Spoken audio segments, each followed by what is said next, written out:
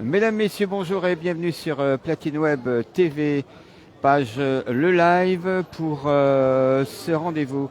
Nous sommes rue du Palais, nous sommes avec le collectif Bassine Non Merci, mais aussi parmi les signataires les Soulèvements de la Terre, la Confédération Paysanne et tout un ensemble de collectifs présents effectivement rue du Palais à La Rochelle pour soutenir les personnes qui passent en procès. Alors il y a effectivement à La Rochelle, ce sera aujourd'hui, c'est aujourd'hui le premier procès. En tout, 5 et 6 janvier, La Rochelle et Niort, 7 personnes vont passer en procès pour avoir participé à des manifestations de résistance contre les méga-bassines. Ça s'était passé le 22 septembre et le 6 novembre 2021. Il s'agit donc pour toutes les personnes qui sont ici, pour les signataires, eh bien de deux moments emblématiques pour affirmer les raisons de la désobéissance collective, pour montrer leur solidarité et ne laisser personne seul face à la justice. Voilà, on va suivre un petit peu ce mouvement. Vous êtes en direct, vous pouvez partager ce direct. Quoi qu'il en soit, vous êtes les bienvenus donc sur Platine Web TV. Ici, passe du Palais, tout à côté du tribunal. On va essayer de vous montrer les panneaux. Voilà, ministère de la Justice.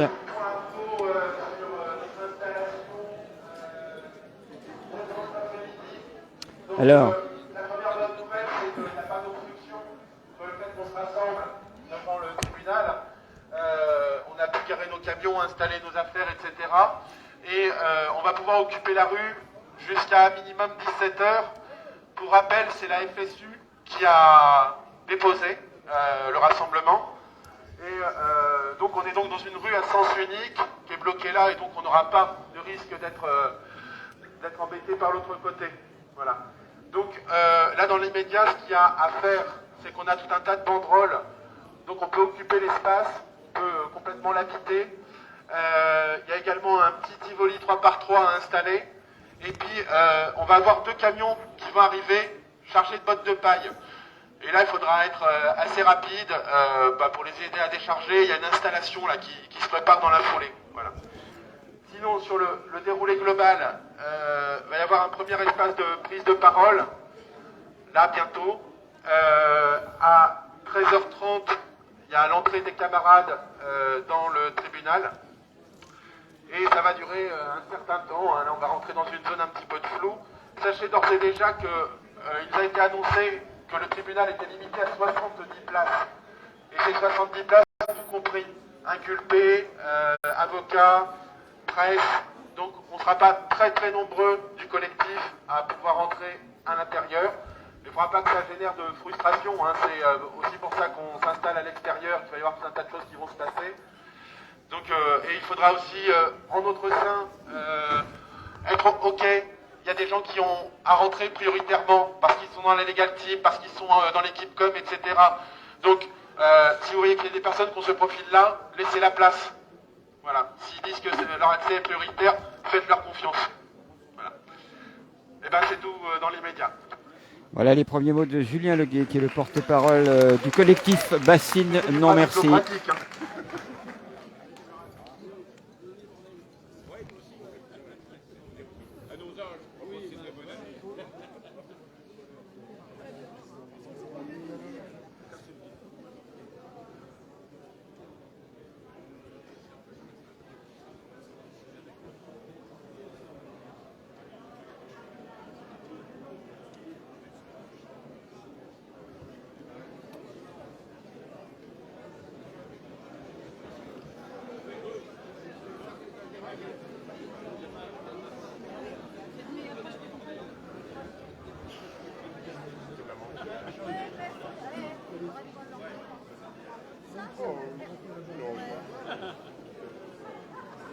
Et quoi, pourquoi pas, bordel, merde.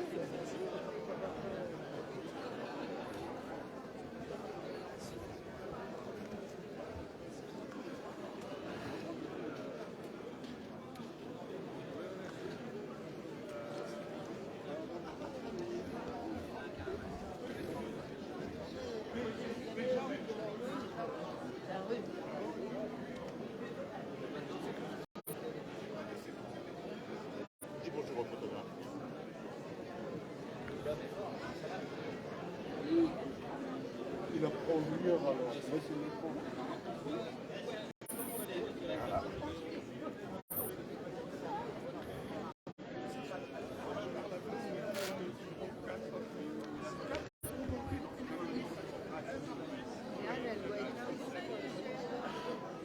Voilà, donc vous avez entendu hein, que jusqu'aux alentours de 17 heures, ils ont l'autorisation de rester ici. La rue est bouchée, hein, rue du Palais. Il faut dire que place de Verdun, il y a effectivement, on se croirait sur les Champs-Élysées, enfin pas loin. Je parle au niveau des camions hein, de CRS, des camions de gendarmerie, etc., de police nationale et même municipale. Donc il y a beaucoup de monde aujourd'hui présent parmi les forces de l'ordre. Il y a donc, je vous l'ai dit, dans les collectifs présents, alors il y a toute une liste hein, que vous allez pouvoir retrouver sur le site internet et sur la page Facebook du collectif Bassine Non Merci. Mais il y a donc parmi les premiers signataires de cet appel au rassemblement, donc Bassine, je vous l'ai dit, les Soulèvements de la Terre, la Confédération Paysanne et tout un ensemble de collectifs présents, de représentants de ces collectifs qui sont présents ici depuis quelques minutes et qui donc resteront là jusqu'à 17h30.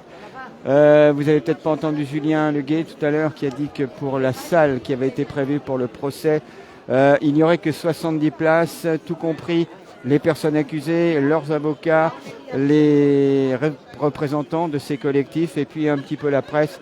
C'est ce que l'on sait. Donc plutôt que de mettre une grande salle, ils ont préféré effectivement mettre une petite salle à disposition afin que personne ne rentre et ne suive ce procès. C'est ce que l'on vient de me confirmer. Voilà, Greenpeace aussi qui vient d'arriver, enfin qui est arrivé et qui sort ses drapeaux. On va essayer de voir un petit peu. J'ai vu parmi les formations politiques la France Insoumise qui est présente avec la France Insoumise NUPES qui est ici. Voilà, donc il y a un petit peu de monde. Bonjour. Du côté de Paris, si vous suivez ce direct, vous êtes bien sûr les bienvenus ici sur Platine Web qui se trouve donc encore une fois rue du Palais, tout à côté du festival, plutôt du tribunal de La Rochelle pour aujourd'hui ce premier procès. Il y en aura deux donc, hein, puisqu'il y a deux personnes qui sont ici au tribunal de La Rochelle. Et demain, 6 janvier, ce sera à Niort. En tout, il y a 7 personnes qui vont passer en procès pour avoir participé à des manifestations de résistance contre les méga-bassines. Ça s'était passé le 22 septembre et le 6 novembre 2021. Ils étaient accusés le 5 janvier, ces deux personnes, donc celles qui concernent La Rochelle, sont accusées d'avoir participé au débâchage de la bassine de Cran-Chaban, c'était le 6 novembre 2021, et vont être jugés au tribunal de La Rochelle. Mais ce ne sont pas deux, mais 3000 personnes hein, qui participaient ensemble en découpant cette bâche au désarmement d'une bassine construite et remplie depuis des années illégalement à Cran-Chaban. En parallèle, un autre groupe incluant le porte-parole national de la Confédération Paysanne ont démonté la pompe. Voilà, et puis donc il y a eu 3000 personnes et ce sont ces deux-là qui ont été attrapés, on va dire, pour donner et pour faire peur à tous les autres. C'est ce que l'on vient de me signaler.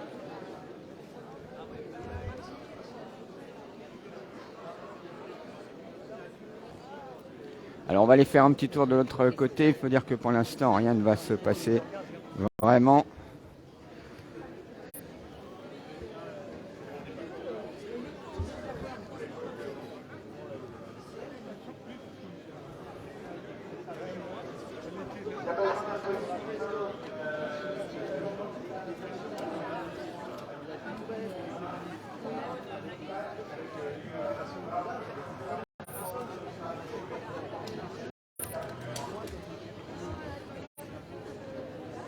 Un petit peu plus de monde qui arrive place,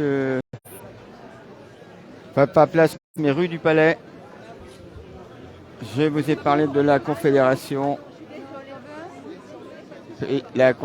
Paysanne, le Soulèvement de la Terre.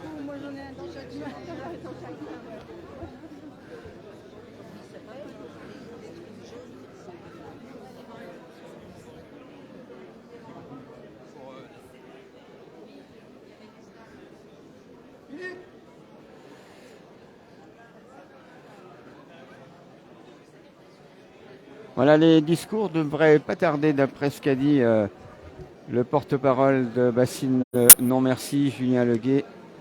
Donc on va rester ici de façon à ce que vous soyez bien placés, enfin vous êtes chez vous, mais que nous soyons bien placés afin que vous puissiez écouter ce qui va se dire.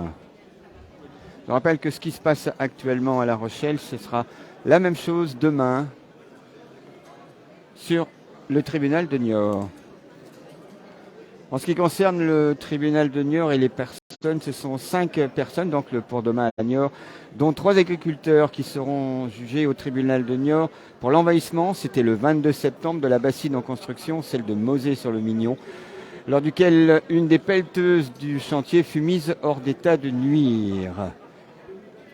Ils n'ont pas dit qu'elle était cassée, hein, elle a été simplement mise hors d'état de nuire. Plus d'un an avant la mobilisation désormais historique de Sainte-Soline, c'était la première intrusion collective sur la première des 16 bassines en projet. Il y a 16 bassines en projet dans les Deux-Sèvres. Et c'est donc le premier signe fort qu'il ne laisserait pas faire. Voilà des bottes de paille qui arrivent. On continue à mettre des banderoles.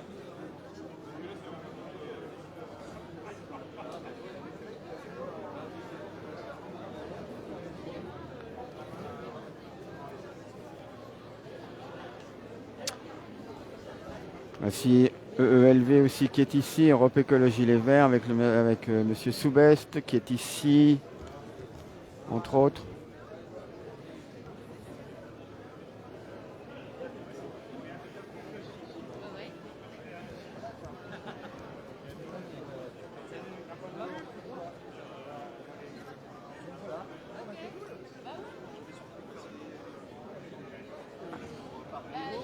Tu les mets à l'intérieur du tribunal et tu t'exprimes.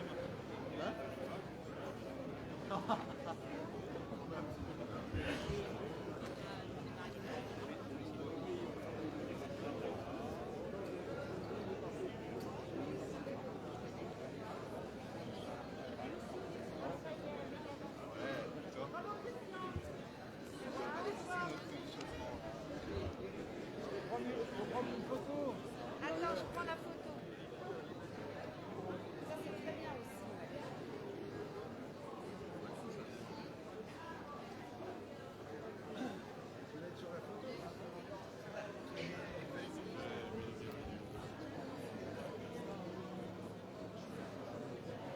Voilà cette grande banderole pensée pour nos parents, les méga-bassines assoifferont nos enfants.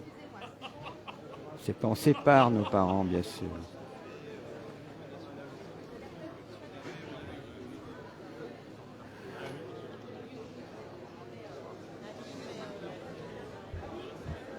Voilà, donc pour vous qui venez d'arriver sur le direct, je vous rappelle qu'ils ont l'autorisation d'être dans la rue du Palais jusqu'aux alentours de 17h30. Le procès débutant en début d'après-midi au tribunal avec pour La Rochelle donc les 2 personnes et pour Niort demain 5 personnes, ce qui fait donc 7 personnes qui vont passer en procès pour avoir participé à ces fameuses manifestations de résistance contre les méga-bassines. C'était le 22 septembre et le 6 novembre 2021.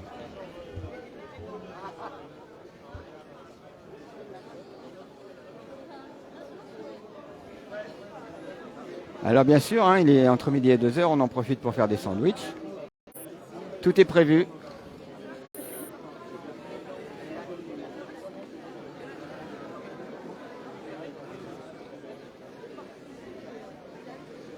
On va avancer un petit peu.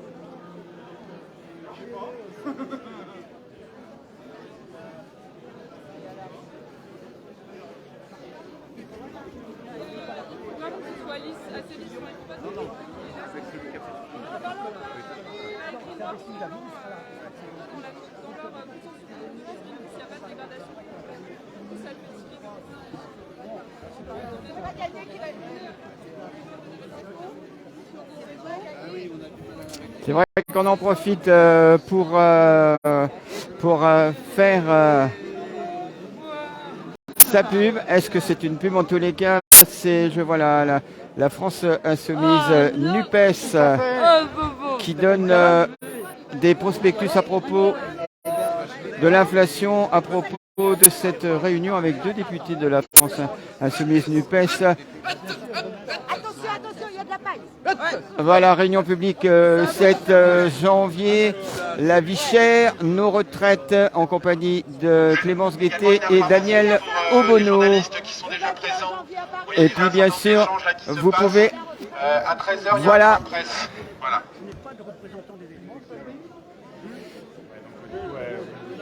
Clairement, il y a à contenir, à mon avis, pas trop loin de la sono, peut-être en attendant faire des bottes de paille. Voilà, donc je vais retourner près du point sono de façon à ce que quand les discours vont commencer,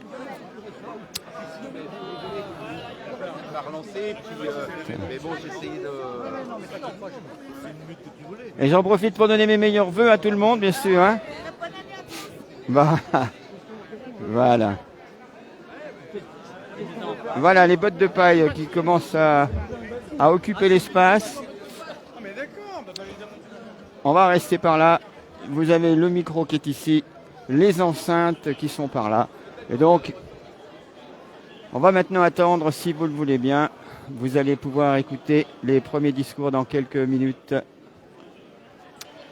Je vous rappelle pour vous qui venez d'arriver, vous êtes sur Platine Web TV, le live, ça vous le savez.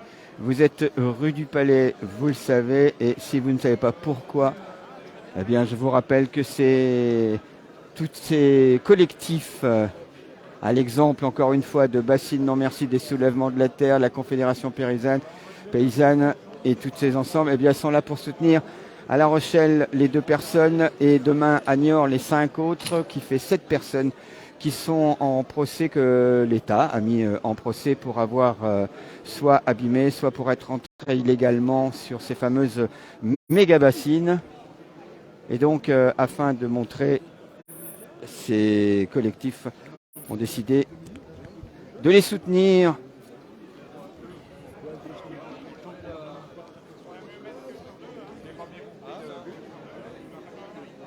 Voilà, vous qui êtes peut-être sur... Les apports communautaires, je l'ai vu déjà.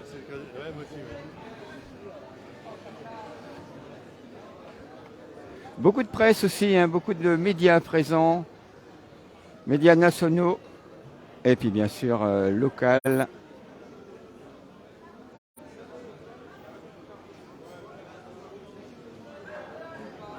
Et puis toutes ces banderoles qui sont installées au fur et à mesure, l'eau est un bien commun, préservons-la, partageons-la. Et je vous l'ai dit, beaucoup de forces de l'ordre présents, place de Verdun, c'est-à-dire à quelques 200-300 mètres d'où nous sommes. Et puis bien sûr, devant le palais de justice, devant le tribunal, il y a des barrières. On va sans vous montrer. Voilà, ça se trouve juste derrière. Derrière cette pancarte.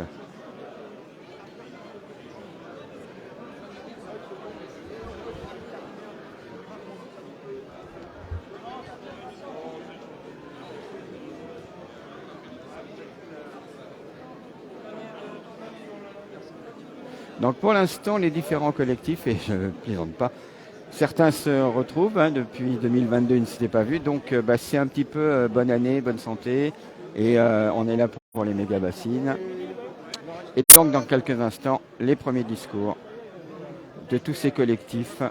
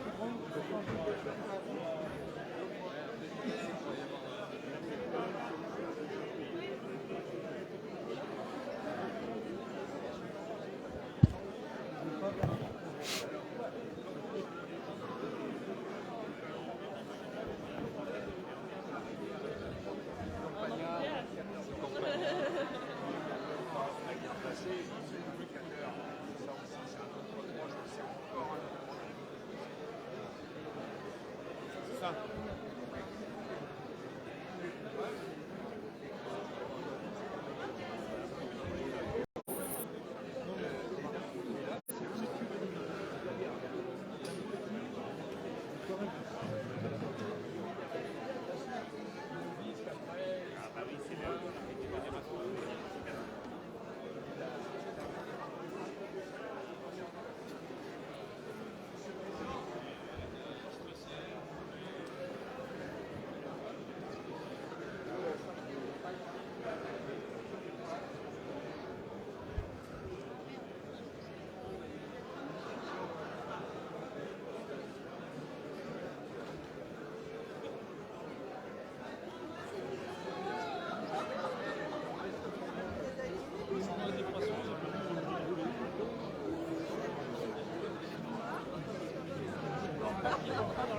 Voilà, je vous parlais de la présence de la députée Clémence Guettet qui vient d'arriver, qui dit donc bonjour effectivement aux membres de la France Insoumise NUPES. Bonjour. Merci, très bien. Bonne année. Voilà. Et qui sera donc pour Clémence et Daniel Obono, qui sera donc en meeting, en tous les cas en réunion publique. Ça se passe samedi à 19h à Rochefort. Et là, ils parleront de l'inflation, entre autres, des retraites, entre autres, et de la situation, entre autres. Il se passe des choses là. Distribution d'autocollants.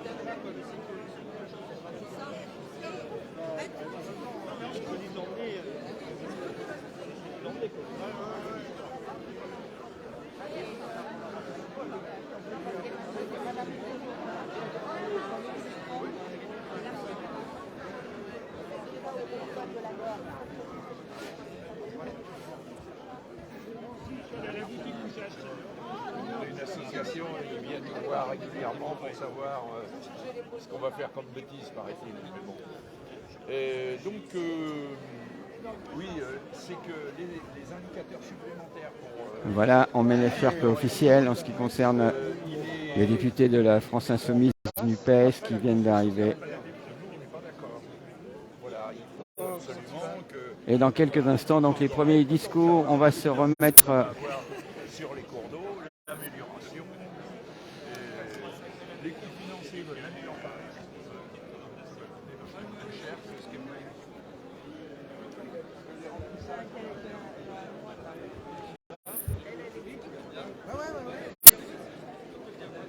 Voilà, effectivement, on parle de Rochefort pour samedi soir.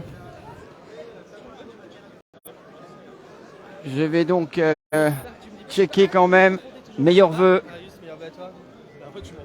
Voilà, meilleurs vœux à Nordine, donc, qui était le représentant, le candidat de la France Insoumise NUPES sur la deuxième circonscription de la Charente-Maritime. Je parle des législatives. Et qui avait réussi un excellent score sur Rochefort. Je crois qu'il avait plus de 52%. Mais sur le total de la Charente-Maritime, il était à peu près à 49%. Et donc, eh bien, c'est pas pour ça que Rochefort, la France Insoumise et la NUPES n'est plus motivée. C'est bien le contraire, c'est tout le contraire, puisqu'encore une fois, il propose cette réunion samedi soir avec deux députés, entre autres. Plutôt demain, en fait. Demain, il y a des paysans qui sont des confédérés de Rousseff. Et aujourd'hui, voilà, donc on va rester là pour l'instant, de façon à ce que dès que Julien Leguet donne le top départ des discours, on soit bien placé.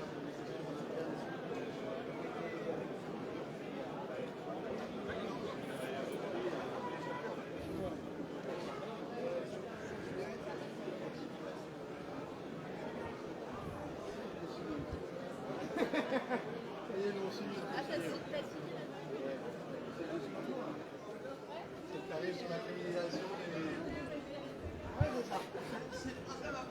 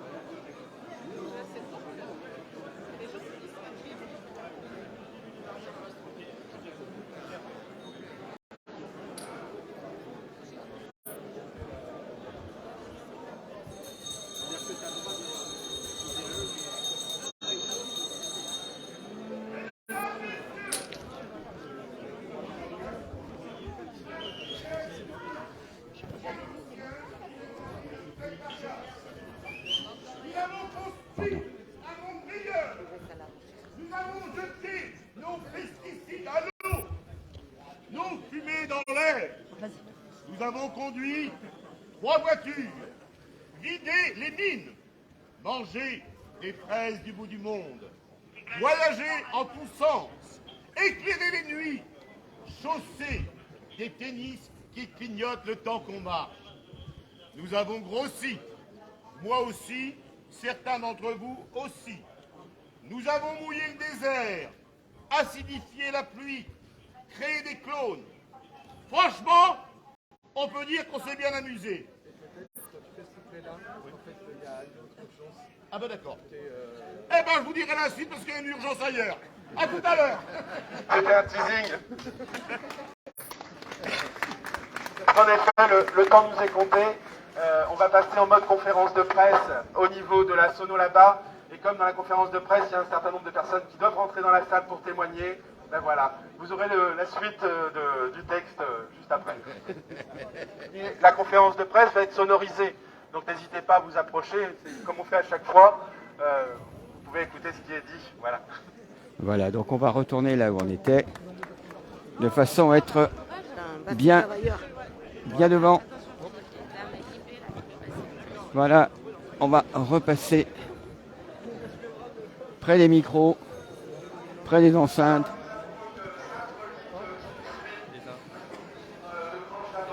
Voilà.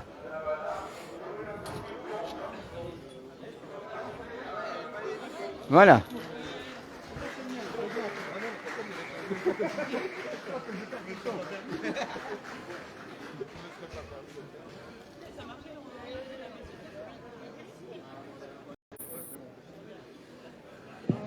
Ah.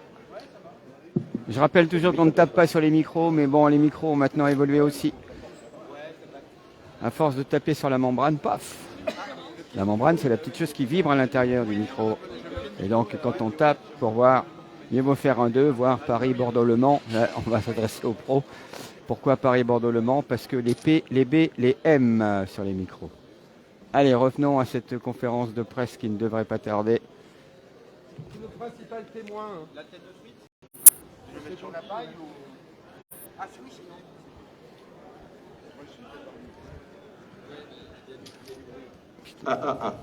Eh bien, si les journalistes veulent avancer au niveau de la sono, on va démarrer. Ok.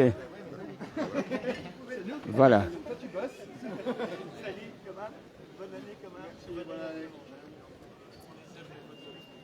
Voilà, vous allez suivre la conférence de presse en direct.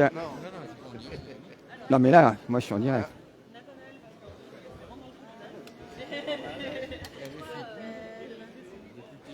Oui, oui, oui. Ah ouais.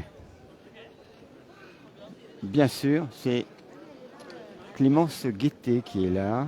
Donc voilà, c'est Oh. parti.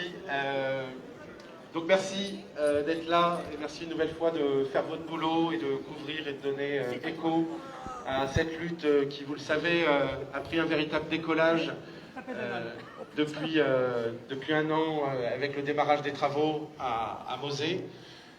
Donc nous sommes aujourd'hui réunis et venus des quatre coins de la France. Il y a des camarades qui ont fait de la route aujourd'hui pour venir témoigner de leur solidarité, de nos deux camarades qui vont rentrer là à 13h30 dans le tribunal pour être jugés pour des faits de débâchage. C'est bien en rapport à la manif du 6 novembre et de la fameuse manif qu'on a appelée après coup la prise de la bassine que les camarades vont aujourd'hui, sont inculpés et vont aujourd'hui être jugés. Peut-être rappeler un petit peu le contexte de cette manif. C'était la deuxième manif qu'on organisait avec le soutien de la Confédération paysanne au niveau national, mais également avec les camarades des soulèvements de la terre et toutes les organisations qui s'y agglomèrent. Et elle faisait suite à l'envahissement du chantier qui avait eu lieu le 22 septembre, pour lequel 5 camarades seront jugés demain au tribunal de Niort. Sur cette manif de la prise de la bassine, en fait, c'était la première manif où la préfecture refusait notre manifestation, où il y avait ce qui a été reproduit systématiquement à chaque fois après, à savoir des périmètres d'interdiction de plusieurs dizaines de kilomètres carrés autour de l'emprise des bassines. Et sur cette manifestation, en fait, il y avait 2 grosses patates rouges autour de la bassine SEV 17 et autour de la bassine du Bourdet, qui interdisaient toute manifestation. Et donc, d'un commun accord avec l'ensemble des organisations, nous avions convenu que nous resterions sur le parcours autorisé, en tout cas sur la zone qui n'était pas en zone rouge.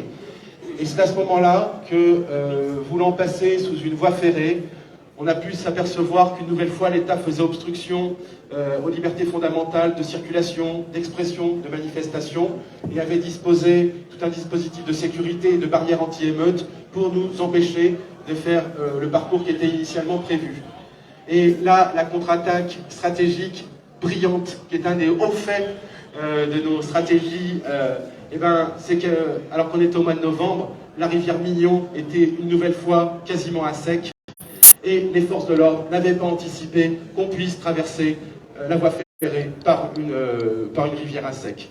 Et c'est évident que le fait que dès sortir de cette rivière, il y ait des familles, des anciens, tout un tas de personnes qui ont été reçues à grands coups de lacrymogène alors qu'on était dans notre bon droit, n'aura pas atténué et apaisé le climat. Et c'est ce qui fait qu'une fois la barrière franchie, on a vu au loin cette magnifique bassine de Cran-Chaban, une de ces bassines, de ces 6 bassines qui a été construite il y a une quinzaine d'années en Nord-Charente-Maritime, sur les communes de la Grève-sur-Mignon, Cran-Chaban et la Laigne. Bassines dont, vous le savez, ont été jugées à 8 reprises. À 8 reprises ont été jugées illégales. Et ce n'est pas un scoop, mais peut-être que ça l'est pour certains d'entre vous. Ces bassines illégales sont encore remplies cet hiver. Jean-Jacques et Patrick ont survolé le territoire il y a 2 semaines de ça, et les pompes tournent. Ce qui nous fait dire que très clairement, il y en a 2 qui, cette année, ne sont pas remplis. Ce sont les 2 qui ont été débâchés. Et on en tire donc cette conclusion, c'est qu'en France, si on veut que le droit sur l'eau et le droit de l'environnement soient appliqués, si on veut que les décisions de justice d'un tribunal administratif soient suivies des faits, aujourd'hui on est dans une situation qui fait qu'il faut que les citoyens mettent eux-mêmes hors d'état de nuire, démantèlent des armes, ces armes de destruction massive que sont les bassines. Et ça a un nom en droit, et ça va être le gros de la plaidoirie portée par les camarades et par les avocats cet après-midi. Ça s'appelle l'état de nécessité. Et clairement, quand notre biodiversité est à ce point atteinte, quand les ressources en eau potable, y compris en hiver, sont à ce point fragilisées, notamment par un manque de stock, mais également par une dégradation accrue de tous les stocks d'autrefois, de tous les puits et de tous les forages qui alimentaient tous les villages alentours, qui étaient la nappe superficielle, qui aujourd'hui est en très grande partie dégradée et est très difficile à potabiliser. Et en plus de ça, aujourd'hui, on se propose de prendre cette nappe superficielle pour la confisquer dans des bassines.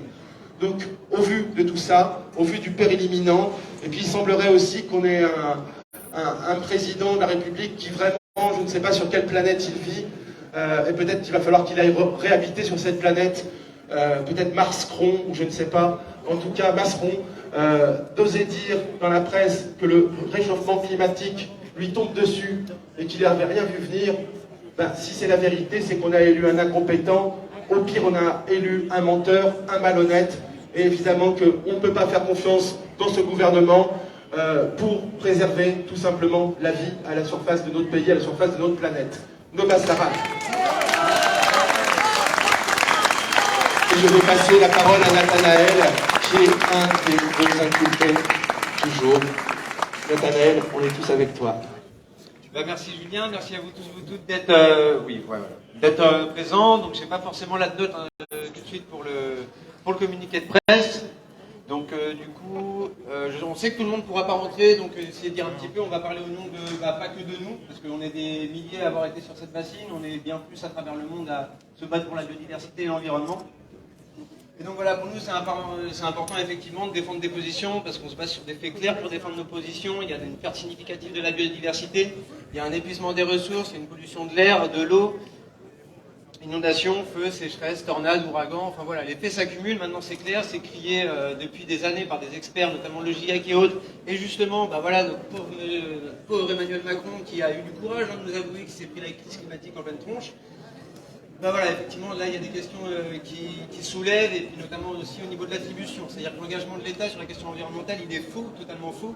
Quand on voit, en fait, les politiques financières qui sont menées, qui gardent un cap sur une agriculture productiviste, on voit très bien vers où on va, derrière les discours qui vont être verdis et culpabilisants pour les citoyens. En concret, on va avoir des subventions pour un modèle destructeur et dénué de sens. Voilà, c'est quelques mots qui vont sortir là dans le tribunal, que je vous partage maintenant. Et vraiment au nom de toutes et toutes qui actionnent chaque jour pour la biodiversité et pour un avenir un petit peu plus serein et stable, et ben on essaiera de défendre ça le plus possible. Et voilà, on lâche rien, nouvelle année, donc du coup nouvelle lutte, enfin pas nouvelle lutte parce que ça fait un moment que ça existe, malheureusement, mais voilà, nouvelle victoire à venir, et il y en aura d'autres, il y en aura beaucoup, de toute façon au bout d'un moment. Ça, enfin voilà, on sait qu'on fonce dans le mur, sauf qu'on y va avec le pied sur l'accélérateur, ça à aucun moment ça relâche. Donc comme le disait Julien, s'il n'y a pas une action concrète, bah, ça continue. C'est le dernier moyen qui reste. Et voilà un petit peu pour ma part. Merci. Voilà donc Nathanaël, qui fait partie donc des J'en profite personnes qui pour vous passeront en présenter. procès tout à l'heure. Ça va bien se passer, Nathanaël, parce que Voilà. tu vois, on a notre drapeau qui est là, qui nous vient de Notre-Dame-des-Landes, Sainte-Soline. Ça a été brodé il y a 2 mois de ça. Il y a tous les symboles de la lutte, hein, une tête d'outarde, un cutter, une branche de saule, comme je rappelle que le jour où on avait envahi cette bassine, on a essayé de la renaturer, on a planté des saules tout autour. C'est assez rigolo de voir ce que donne une bassine 15 ans après, quand elle a été pas bâchée. On a fait le réveillon à Vivonne. Si vous avez l'occasion d'aller voir la bassine de Vivonne, la première bassine qu'ils ont testé de faire, qu'ils n'ont jamais pu bâcher, allez voir. C'est un milieu remarquable. Et puis également, on a notre anguille, notre fidèle anguille, qui peut-être un jour, peut-être le jour où la nature aura des droits, peut-être qu'elle sera condamnable, parce que c'est une anguille infernale, on l'emmène en manif, et à chaque fois qu'elle sent que dans le sol il y a des tuyaux, elle les déterre. C'est une anguille déterre. Et puis là, tu vois, elle a été attirée par ton bout de tuyau, je crois. Toi, Nico, raconte-nous.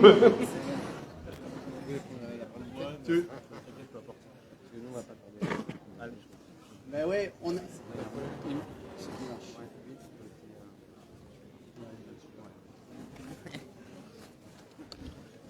on a ramené aussi un bout de tuyau, nous. Parce que, je ne sais pas si vous vous rappelez, mais à Cranchavant, on s'était aussi un petit peu amusé à déboulonner, à meuler et à repartir sur le dos. Alors, c'était pas celui-là, celui-là il est lourd hein, quand même, mais ça ressemblait bien à ça. On s'est baladé avec un coude un bon moment. On a essayé de le ramener devant le ministère de l'Agriculture. À ce moment-là, il nous expliquait que les bassines étaient remplies avec de l'eau de pluie. Hein. Je vous rappelle, donc on était dans ce mensonge-là du remplissage avec de l'eau de pluie. Il y en a eu plein d'autres de pluie, de mensonges. Ils continuent à essayer de nous en servir. Le mensonge de la substitution, le mensonge de la souveraineté alimentaire, le mensonge de la transition agricole. Bon, tout ça, c'est pas lié aux bassines. Tout ça, c'est lié à nos pratiques d'agriculture paysanne, de la Confédération paysanne notamment. Et c'est pour ça que la Confédération paysanne est sur ce combat depuis longtemps et à vos côtés et en soutien des 2 qui sont là aujourd'hui, des 5 qui seront là demain et de tous ceux qui vont continuer à lutter contre les bassines mais pour une agriculture paysanne. Parce qu'en fait, les bassines, c'est le symbole d'une industrialisation de l'agriculture. C'est un artifice qui est donné aux agriculteurs pour continuer à produire plus, pour continuer à s'endetter et quelque part pour continuer à disparaître. C'est une arme de destruction massive, mais également pour les paysannes et les paysans. Donc quand on nous renvoie à nous, syndicats agricoles, que quand on lutte contre les bassines, on lutte contre notre camp, on lutte contre les agriculteurs, moi ça me rend malade. Ça me rend malade parce que ce qui est décidé, les bassines, les 1000 vaches, les pesticides, toutes ces politiques commerciales également qui nous poussent à produire plus, à moins cher, etc. Toute cette dérégulation des marchés, tout ça, c'est des armes de destruction massive pour les paysannes et les paysans. On s'entretue avec tout ça, entre paysannes et paysans de France et du monde entier. On en crève, on disparaît, et aujourd'hui, on est bientôt juste 300 000 paysans, quand en 90, on était un peu plus d'1 million. On a perdu 2/3 des paysans en 30 ans. Et c'est pas juste perdu comme ça a été perdu parce qu'il y a des politiques publiques qui ont voulu qu'on perde ces paysannes et ces paysans. Avec l'aval de la grande maison, du syndicalisme dit majoritaire, qui fait disparaître tous ces paysans. Donc à un moment donné, pour nous, c'est nécessaire, c'est utile, c'est indispensable d'être là aujourd'hui, comme d'être là, comme ce qu'on l'était quand on a démonté cette fameuse pompe, qui appartenait pour le coup à un spécialiste de l'accaparement, que ce soit de l'accaparement du foncier, que ce soit de l'accaparement des aides publiques ou de l'accaparement de l'eau. C'est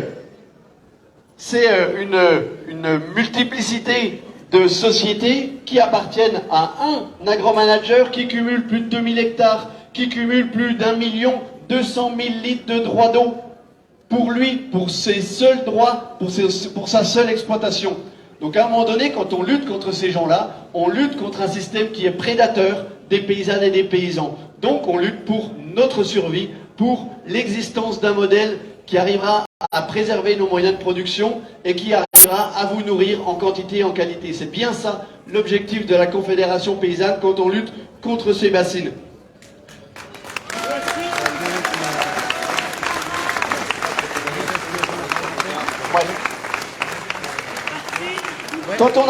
Quand on a démonté cette pompe, on l'a fait à visage découvert, on l'a revendiqué, je l'ai revendiqué en tant que porte-parole de la Confédération paysanne au nom de toutes les paysannes et les paysans de la Conf.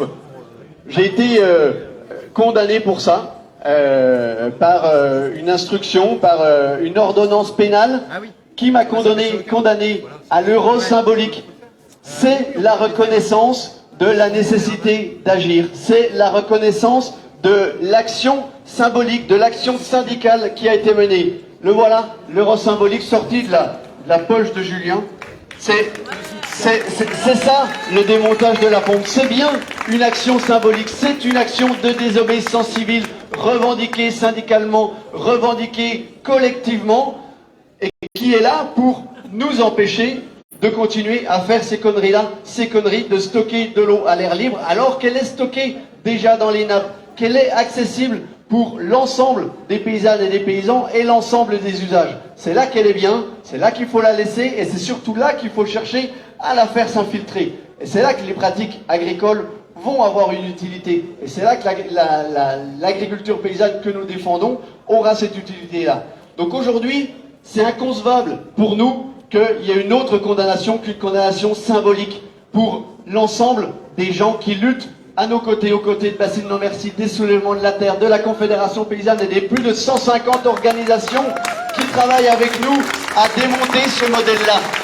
C'est inconcevable qu'il puisse y avoir une condamnation pour des actions de désobéissance civile légitimes qui sont là pour défendre un commun qui est l'eau et qui doit être protégé, préservé et partagé, autrement que par ces politiques publiques agricoles qui n'ont plus aucun sens.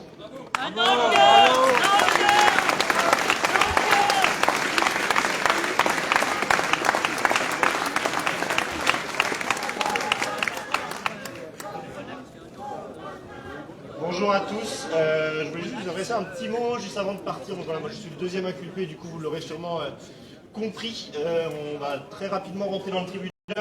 Voilà, tout a déjà été très bien dit.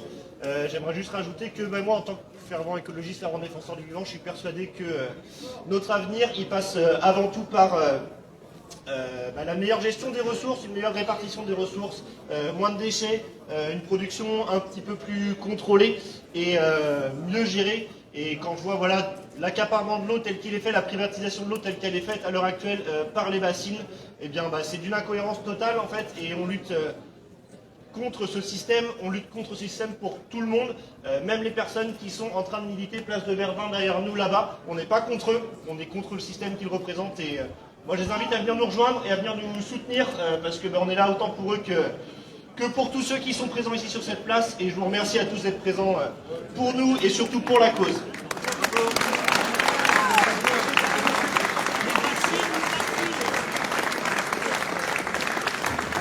Et donc, les camarades vont pas tarder à rentrer, et dans les nombreuses organisations qui nous soutiennent et qui font le mouvement depuis le début, il y a un certain nombre de représentants de partis, de syndicats, d'élus, et je tiens ici à remercier tous les élus qui ont le courage, depuis maintenant plusieurs années pour certains, et très clairement depuis 1 an et demi, à être là, à être présents, y compris sur les manifs.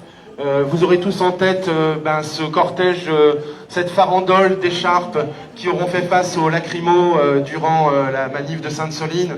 Et c'est dans cette optique-là qu'on a la grande chance aujourd'hui d'accueillir Clémence Guettet, députée de la NUPES, et puis également Aurélie Trouvé. Un grand merci d'avoir fait le voyage et d'être là.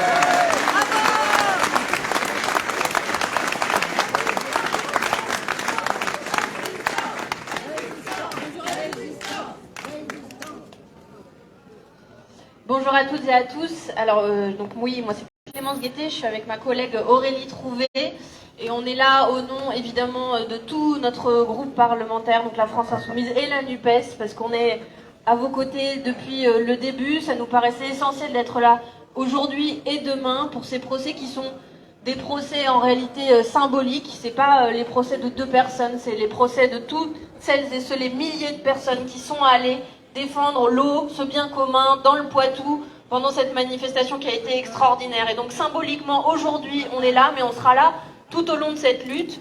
C'est aussi, je veux dire, le procès d'une méthode d'action. C'est-à-dire que vous dites souvent, c'est l'eau, c'est la terre qui se défend. En réalité, lors de ces actions, on est là pour aussi parler de celles et ceux à Bure qui luttent depuis des mois, des années maintenant. On est là aussi pour celles et ceux, les militants de dernière rénovation, qui font des actions symboliques pour dire que non, la politique va dans le mauvais sens en ce qui concerne les décisions écologiques, le climat, bien d'autres choses aussi, mais c'est pas le sujet du jour. On est là aussi, évidemment, nous, en tant que parlementaires avec Aurélie, pour dire qu'en réalité, on subit le même sort à l'Assemblée nationale, avec les 49.3 qui se succèdent, ces 49.3 qui sont climato-sceptiques et écocidaires. À chaque fois, je veux dire, symboliquement sur le budget, cette année, c'était un 49.3 qui est tombé au moment du budget sur l'écologie et qui nous a empêchés de défendre nos amendements, plus de moyens pour l'État et une inflexion réelle pour la politique écologique qui n'est pas menée par le gouvernement. Donc on est là pour toutes ces raisons. On est là aussi pour dire que le président, ça a été dit avant moi, mais s'est demandé, mais qui aurait pu prédire le changement climatique à l'occasion de ses vœux? C'est absolument extraordinaire. Donc évidemment, qui aurait pu prédire le GIEC environ depuis ma naissance, donc depuis une bonne trentaine d'années déjà, avec des faits scientifiques de manière très précise. Et qui aurait pu prédire ce changement climatique? Je veux dire, j'ai pas envie que dans 20 ans, on se pose la question de qui aurait pu prédire que ce type de politique agricole allait assécher complètement les nappes phréatiques, nous empêcher de nourrir la population, en France en l'occurrence, dans le Poitou, mais partout, puisque c'est un modèle qui va être répliqué. J'ai pas envie qu'on en arrive à se poser cette question, et donc c'est aujourd'hui qu'on se la pose, notamment avec cette question du procès symbolique, où moi aussi j'espère que la sanction ne sera que symbolique, et évidemment on mènera cette procédure jusqu'au bout, en appel s'il le faut, et dans la suite de la procédure pour ne rien lâcher. Ce qui a été fait par le gouvernement, alors on a un ministre fantôme, peut-être même vous le connaissez pas, il s'appelle Christophe Béchu. Alors vraiment il arrive de temps en temps à l'Assemblée nationale et il nous dit vraiment je vais faire des trucs prochainement pour l'écologie. grande cause, évidemment. Alors c'est le signal d'alerte majeur. On vient de vivre la COP 27, la COP 15, et il ne se passe rien. La seule chose que Christophe Béchu a fait, c'est d'expliquer pourquoi les bassines étaient finalement vertueuses pour la biodiversité et pour le niveau d'eau. Donc on lui a expliqué, on lui réexpliquera tant qu'il faudra que ce système ne fonctionne pas. Pompe évidemment dans les nappes phréatiques, il faut cesser avec ces mensonges, ça pompe dans les nappes phréatiques, ça déséquilibre l'ensemble du bassin versant des rivières et de ce qui peut constituer un équilibre pour la biodiversité in fine, pour l'agriculture et pour notre environnement de manière générale. Ça, c'est Christophe Béchu. Ensuite, vous avez M. Darmanin qui nous qualifie joyeusement d'éco-terroristes. Alors, il a trouvé un nouveau, voilà. Il a trouvé un nouveau mot. Je crois que ce sont eux, véritablement, les éco-terroristes, par leur inaction et par ce qu'ils font de travers depuis le début du premier quinquennat de Macron maintenant. Je n'ai pas envie qu'on perde 4 ans supplémentaires et donc on est là pour envoyer un signal fort. Et vous avez enfin Dupond-Moretti qui a pondu une circulaire dédiée, la circulaire anti-bassine, depuis que vous avez manifesté, depuis qu'on a manifesté, qui vise à empêcher la manifestation citoyenne, la mobilisation contre les projets d'aménagement du territoire. Parce que malheureusement, ce qui se passe ici, c'est comparable à beaucoup de situations et je suis très heureuse qu'il y ait une fédération avec les soulèvements latères, avec toutes les associations, avec les syndicats, avec les partis politiques de la NUPES, contre ce qui représente un véritable contre-projet société. Vous nous trouverez à vos côtés dans la suite de la lutte. Évidemment le 25 mars qui sera à nouveau joyeux, déterminé. On sera nombreux, des milliers, je l'espère.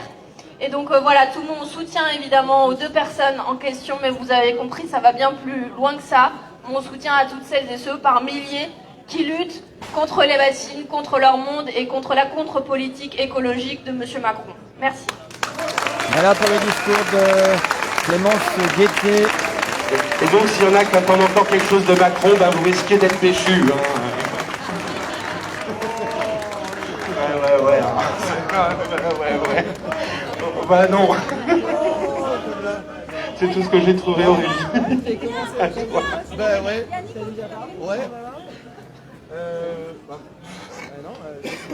Bah ouais, installe-toi. Ouais, voilà, c'est mieux, c'est vraiment mieux. Ouais. Donc on va laisser la parole à Aurélie, tout en disant pour qu'il n'y ait aucune frustration qu'on est là tout l'après-midi et que le micro il est là aussi tout l'après-midi et que tous ceux qui auront envie de prendre la parole pour leur organisation, en leur nom propre, etc. C'est open mic, comme on dit, tout l'après-midi, donc il n'y a pas de souci, il n'y aura pas de frustration là-dessus. À toi Aurélie et merci d'être là vraiment. Bien, bonjour à toutes et à tous. Je vois pas mal de copains ici, en fait, et de copines. D'abord, je voudrais vous dire, je vous dis à tous, vraiment bravo à toutes et à tous de tenir dans cette lutte. Je sais à quel point c'est pas facile, parce que la répression, elle est pas facile. Et évidemment, ils nous traitent d'éco-terroristes. Derrière, il y a un projet politique, c'est de faire taire toutes les voix qui s'opposent à ce gouvernement. Toutes les voix qui osent dire nous voulons un autre monde, nous voulons un autre modèle. C'est ça qu'il y a sur la table. Donc bravo à vous, tenez bon. Je sais que la répression judiciaire, la répression policière, elle est terrible. Je l'ai vécue aussi en garde à vue externe, on l'a tous vécu d'une façon ou d'une autre. Mais courage, tenons bon, parce que nos voix comptent, parce que nos mobilisations comptent. Et ce que nous disons aussi dans la NUPES et dans la France Insoumise, ce que nous avons au fond de nous, c'est de se dire qu'on ne fera rien à l'Assemblée nationale, on ne fera rien dans les institutions sans des mouvements sociaux, sans des militants, sans des gens qui se battent concrètement tous les jours dans ces mobilisations-là. Donc bravo à vous et tenez bon.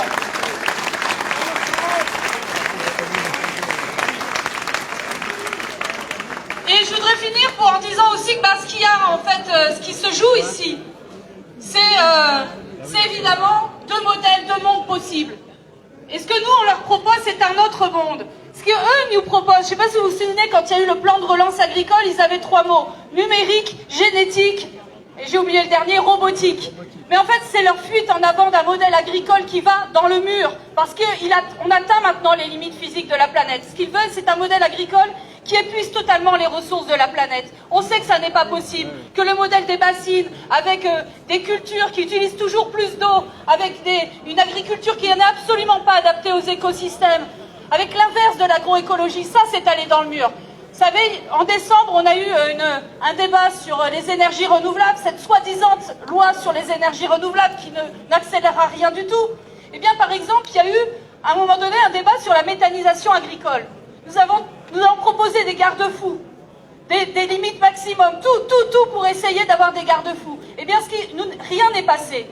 Ce qu'ils veulent maintenant, c'est impulser à mort de la méthanisation agricole grande dimension en plein champ. Voilà ce qui nous attend. Donc on n'a pas fini de se battre contre ce modèle agricole productiviste, néolibéral, qui est absolument délétère pour la planète, délétère pour les paysans, ça a été dit par Nicolas Giraud. Voilà pourquoi nous nous battons. On se bat à l'Assemblée, on se bat dans la rue, on se bat dans les champs, on se bat pour arrêter tout ça. Voilà, ce qu'il y a devant nous, c'est aussi d'imposer un autre modèle qui est celui de l'agroécologie, qui est celui qui permet de faire fonctionner notre production alimentaire en fonction de l'eau, en fonction de la terre, en fonction de l'air, en fonction de nos ressources naturelles et de leurs limites physiques. Voilà ce qu'il y a au fond. C'est un modèle de bifurcation, de grande révolution agroécologique, eh bien qu'il faut imposer dans les consciences. Et je finis là-dessus, raison pour laquelle votre combat, il est essentiel. C'est un combat sur le rapport au vivant, c'est un combat qui permet d'imposer dans les images, dans les imaginations, un autre monde écologique, social et démocratique. Voilà, Aurélie Trouvé.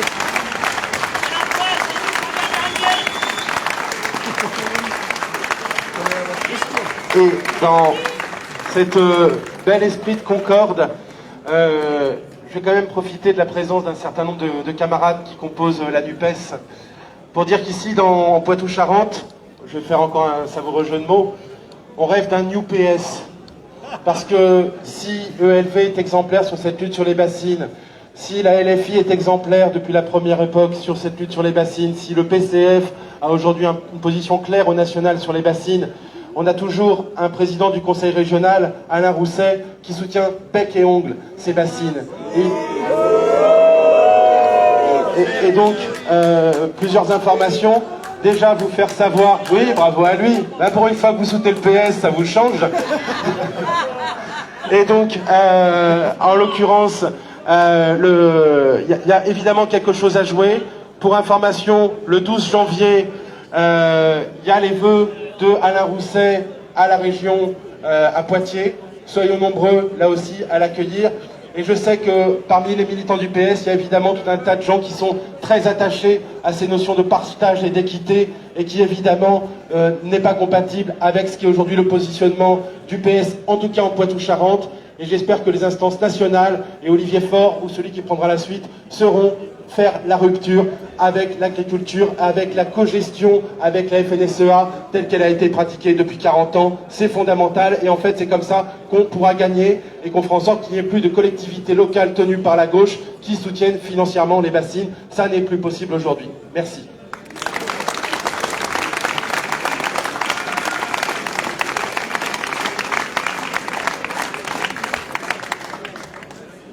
Bonjour, je vais dire un mot pour les soulèvements de la Terre. Voilà, déjà c'est hyper émouvant de se retrouver ici pour un procès qui a de tels enjeux, d'être aussi nombreux. Je vais rejoindre un peu le trio Confédération Paysanne et Bassines Non Merci, dans les trois qui avaient un peu initié les manifs du 22 septembre et du 6 novembre. Et puis on a été rejoints par tellement d'autres depuis. Et je voulais rappeler que le 22 septembre, l'intrusion sur la bassine, sur le chantier de Mosée, qui va être jugé demain, enfin sur des personnes sur lesquelles vont être jugées demain, et le 6 novembre, le débâchage de Cran-Chambon, ça a été des moments majeurs dans la visibilisation, dans la montée en puissance du mouvement pour la défense de l'eau. Et je voulais rappeler aussi que vous voyez, la justice elle est là avec toute sa lourdeur, tout son pathos, toute sa tentative d'isoler des gens. Et ce que je veux rappeler aujourd'hui, c'est que le 6 novembre, en fait, ça a été un moment de joie assez intense. C'est un moment qui nous a mis des paillettes dans les yeux, qui nous a portés, et que ça a été un moment un peu magique en fait, parce que en vrai, la veille, on ne savait pas du tout si on arriverait à quelque chose, vu les dispositifs policiers de malades qu'ils avaient mis pour nous empêcher d'aller sur la bassine de Mosée. Et en fait, ça a été un moment extrêmement emblématique, vous voyez, avec d'un côté une poignée d'irrigants qui gardaient un cratère vide, et de l'autre, des milliers de personnes qui ont réussi à déjouer un dispositif policier, qui ont refusé un simple affrontement du côté du cratère qui était gardé par les irrigants, et qui ont réussi à se diriger vers une bassine illégale. Après diverses aventures, des ruisseaux traversés, vous étiez là, une foule qui a été inventive, et on a atteint notre but. Et la bassine, ce jour-là, elle a été désarmée, elle a été démontée, non pas par quelques soi-disant ultra-violents que la justice cherchera à isoler aujourd'hui, mais avec tout le monde, avec vous tous, avec des jeunes, des vieux, des gens de toutes conditions physiques, avec des tracteurs, avec vraiment tout le monde. Et c'est tout le monde qui est là aujourd'hui de nouveau pour défendre ces 2 personnes qu'on cherche à isoler. Et ça c'est vraiment hyper important. Il y avait d'un côté Nico et d'autres qui démontaient la pompe. Il est là de nouveau aujourd'hui, c'est hyper important pour nous, c'est bien de la remontrer. Il y avait des gens qui étaient là avec leur cutter, avec leurs petites mains, avec leur énergie, avec leur audace, et qui ont débâché la bassine. Et ça, c'est vous tous, vous toutes, et vous toutes qui serez prêts à le refaire tant qu'il n'y aura pas de moratoire sur les bassines. Et ça, c'est hyper important aussi. Et vraiment, cette intrusion sur la bassine de Mosée le 22 septembre, le 6 novembre, s'ils cherchent à le juger, à le condamner lourdement aujourd'hui, c'est parce que c'est vraiment les 2 moments de mobilisation qu'ont mis les bassines sous le feu des projecteurs. Et depuis, le mouvement, il n'a fait que grossir. Et on est là pour dire que ces actes, ils étaient légitimes, ils étaient nécessaires. 10 jours après le 6 novembre, il y a une tribune qui est sortie dans le journal Le Monde, qui a été signée par je ne sais combien de porte-parole d'organisations nationales qui n'étaient pas là, d'intellectuels, de scientifiques, et qu'on dit les OGM, on a réussi à les faire reculer, à les empêcher, parce qu'il y a eu des actes de désobéissance pendant des années, jusqu'à ce que le gouvernement recule. Et on est en train de faire la même chose avec les bassines. Et cette désobéissance-là, elle est nécessaire. On est là aujourd'hui pour affirmer qu'on continuera à la porter ensemble et qu'on sera des dizaines de milliers le 25 mars, jusqu'à ce que les bassines reculent.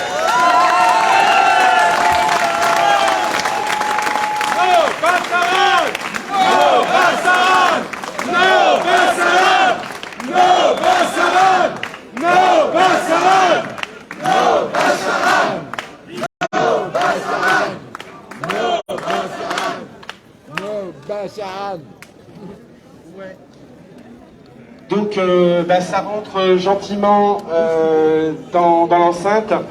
Peut-être un petit élément de vigilance et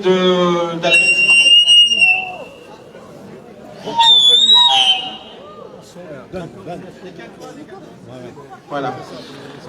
Donc, vous le savez, il y a un rassemblement.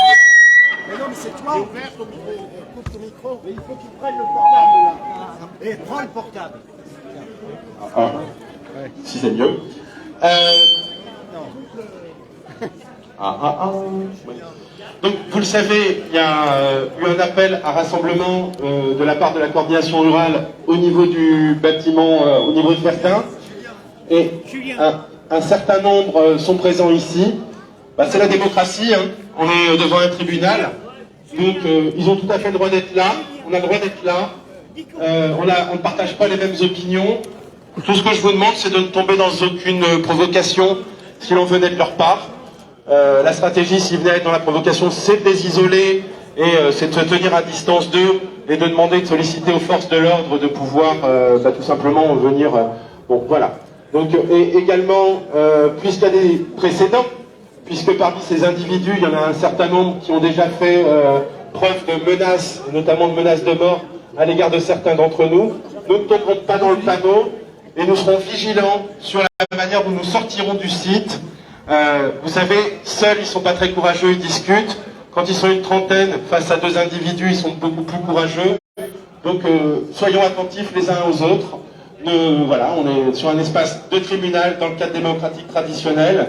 Il y aura une sortie, on donnera les modalités afin que tout le monde puisse rentrer chez soi tranquillement.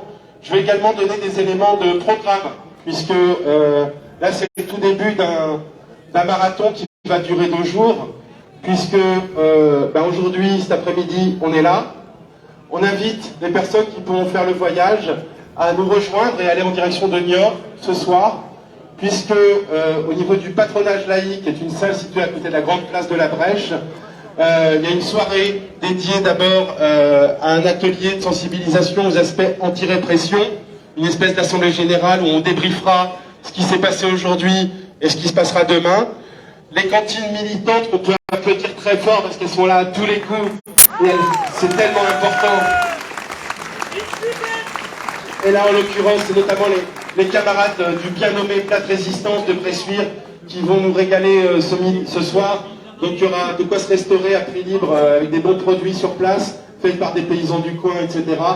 Et à partir de 20h30, il y aura une conférence débat avec des interventions de Christian Amblard, qui est hydrobiologiste et qui va témoigner pendant ces 2 jours, avec également Cécile Guénon, qui est la juriste de Nature Environnement 17 et qui porte avec Patrick Picot et le reste de l'association un grand nombre de recours au niveau du tribunal administratif, qui accumulent les victoires et qui, en dépit de ça, voient les bassines continuer à être utilisées. Et enfin, une intervention de Nicolas Giraud. Et la thématique de ce soir, ce sera outiller nos luttes contre les méga-bassines, outiller au sens large. Et il y aura d'autres conférences de ce type-là dans les semaines et mois qui viennent.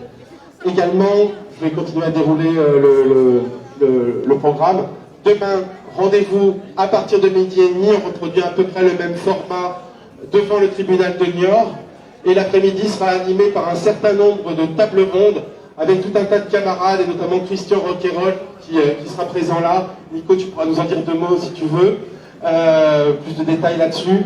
Et toujours au patronage laïque, le soir, on fera la Nouba, en concert de soutien avec 4 groupes qui vont être là, de quoi là encore manger, boire un coup, etc. Donc un beau programme où j'espère qu'on sera très nombreux. Et puis je vais laisser la parole à Nicolu et Nico Giraud. Ok, même si on va rester ensemble pendant encore un moment, je voulais vous dire que vous pouvez dès maintenant prendre des premières affiches et tracts pour le 25 mars pour commencer à les diffuser par chez vous.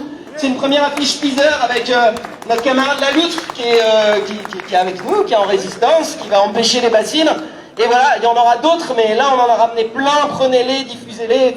Si on veut vraiment être des dizaines de milliers le 25 mars, il faut commencer à la faire connaître partout cette date. Voilà. Sur la table de presse, juste à côté. Ouais, vu qu'on est pendant le déroulé, moi je voulais compléter ce qu'a dit Jus sur demain après-midi. Donc, c'est 2 journées similaires avec des procès et des mobilisations autour. On veut faire parler du sujet des méga-bassines et du sujet des luttes et de la désobéissance civile. Donc nous, on aura 2 temps demain après-midi. On aura un temps sur l'eau avec des paysannes et des paysans de Charente-Maritime, des Deux-Sèvres, de Vendée, qui expliqueront comment leur pratique sur leur ferme, comment ce qu'ils mettent en place depuis des années permet la préservation, le partage de l'eau, l'infiltration de l'eau dans les sols et de permettre à ce que l'eau soit dans les nappes et qu'elle soit destinée à l'ensemble des usages. Et on aura également un gros temps sur les luttes paysannes et comment les luttes paysannes ne sont pas là pour gêner les paysannes et les paysans, mais bien pour les défendre. Il y aura 3 luttes qui seront mises en avant, même 4, parce que Christian, il a un peu toutes les luttes de la conf, mais Christian Roquerolles, paysan historique du Larzac, donc qui nous parlera du Larzac, qui nous parlera également du démontage du McDo, qui a eu lieu pour mettre en avant les dérives de l'Organisation mondiale du commerce et en quoi tout ça, ça met à mal les paysannes et les paysans. On aura ensuite Jean-Luc Jutier, qui est un paysan de la Loire, faucheur volontaire depuis des années et qui nous rappellera comment les fauchages ont permis des avancées notoires sur la lutte contre les OGM. Et enfin, il y aura Dominique Henry, qui est toute proche de chez moi, qui est paysanne retraitée maintenant dans le Doubs, qui a fait partie des 9 d'Amiens qui ont été mis en garde à vue, qui ont été jugés et qui ont été condamnés, mais reconnus comme lanceurs d'alerte pour le démontage de la salle de traite des 1000 vaches. Les 1000 vaches, on est exactement dans les mêmes processus que ce qui se passe aujourd'hui autour des bassines. On subventionne un système où les paysans s'enterrent dans un modèle où ils ne peuvent plus en sortir. Les 1000 vaches, c'est ça, c'est un modèle qui est prédateur des paysannes et des paysans. Les bassines, c'est la même chose. Et Dominique viendra nous expliquer ce qu'elle a fait sur les 1000 vaches, ce qu'elle referait, pourquoi elle l'a fait, et comment est-ce qu'elle se reconnaît dans ce qu'on est toutes et tous en train de faire ici contre les bassines. Voilà, mesdames, messieurs, je pense que l'on a fait le tour de la conférence de presse et des différents intervenants. Il y a un premier estimatif qui a été fait du nombre de manifestants présents devant le tribunal. Et je vous annonce que, chers amis, nous sommes près de 400 à avoir fait le déplacement, ce qui est remarquable. Voilà, il ne me manquait plus que le chiffre à vous communiquer. Près de 400 personnes devant aussi l'indice de le maréchaussée. tribunal rue du Palais. Donc là, il y a une centaine d'agents. Donc là, sur place, on est sur un indice de maréchaussée de 1 pour 5. C'est pas énorme. Donc ça veut dire qu'on est 500. Et si on compte les 15 camarades de la coordination rurale, nous sommes donc 515. Merci à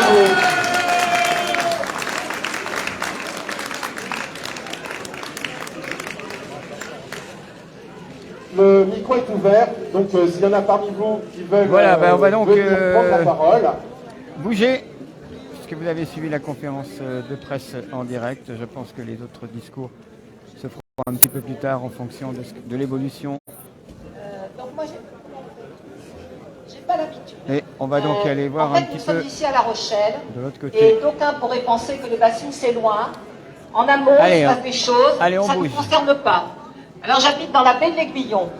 Et sachez tous, les Rochelais, que lorsque vous allez acheter des moules, lorsque l'hiver, vous êtes tout content de trouver des huîtres, eh bien, bientôt, vous ne pourrez que le faire, parce que la Sèvre charrie, et ça c'est pas nouveau, des pesticides en quantité, et surtout, ne charrie plus suffisamment d'eau, ce qui fait que les moules sont de plus en plus petites, parce qu'en plus, effectivement, il y a de plus en plus d'exploitation, mais elles sont de plus en plus mauvaises à manger, mauvaises pour l'alimentation. Donc lorsque l'on parle des problèmes de l'agriculture, eh bien cela touche votre quotidien, et moi je ne comprends pas que dans une ville comme La Rochelle, avec la Sèvre qui se déverse dans loin de nous, il n'y ait que peu de personnes qui résistent et qui soutiennent cette merveilleuse. Voilà, mesdames, messieurs, vous étiez en direct sur Platine Web TV, le live.